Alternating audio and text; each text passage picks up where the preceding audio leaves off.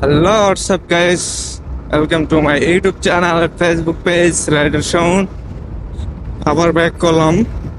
পয়লা বাজারে একটু যাই বসলাম, বসে হয়ে আবার এমনিতে আমরা ট্যুর দিলে সবাই মিলে দিই। এখন কয়েকটা ট্যুর একলা একলাই দেবো, কারণ সবার সাথে তো সময় মেলে না। সামনে আমারও পরীক্ষা, তারও পরীক্ষা, যার কারণে সবার সাথে একসাথে ট্যুরটা দেওয়া হইতেছে না।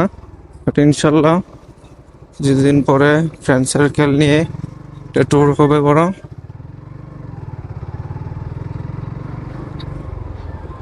রাইট নাও আমরা হচ্ছে বৌলাবাজার।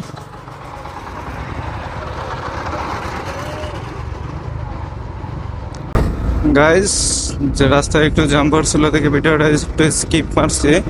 এখন আমরা গতলা রোডে আছি। কেউ যদি বিজয়পুর যাইতে চান, বিজয়পুর পীরসিঁড়ি, নীলনদ, তারপর যে চীনামাটি পাহাড় যদি যেতে চান, আমাদের ফুলপুর থেকে যদি আসেন, ফুলপুর থেকে আসবেন বা বৌলা, সোজা বৌলা রোডে মারবেন। বৌলা থেকে গতলা, গতলা থেকে দুবাবরা, দুবাবরা থেকে কলসিন্দুর, কলসিন্দুর থেকে কাউকে বললে বিজয়পুরের রুট চিনে দিবে। ওর কলসিন্দুর থেকেও দুইটা রুট আছে, একটা হচ্ছে শর্টকাট আর একটা হচ্ছে লং রুট।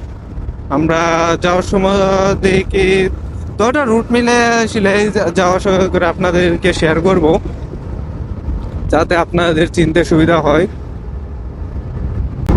আমাদের এখান থেকে দুবাবরা হচ্ছে 12 কিলোমিটার।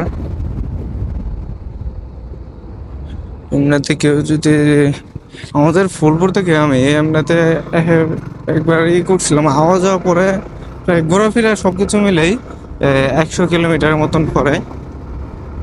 সিঁড়ি নীলনদ প্লাস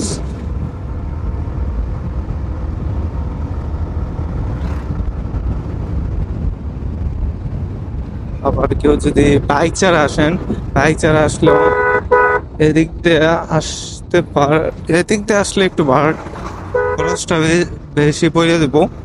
যদি আপনারা বাইক ছাড়া আসেন ঘুরতে উদ্দেশ্যে, ফ্যামিলিকে নিয়ে, আপনাদের যদি কোনো গাড়ি রিজার্ভ না নেন, তাহলে ময়মনসিংহ থেকে সোজা দুর্গাপুরের বাসে উঠবেন। দুর্গাপুরের বাসে উঠতে ওই দিক থেকে আসা অনেক সুবিধা হবে।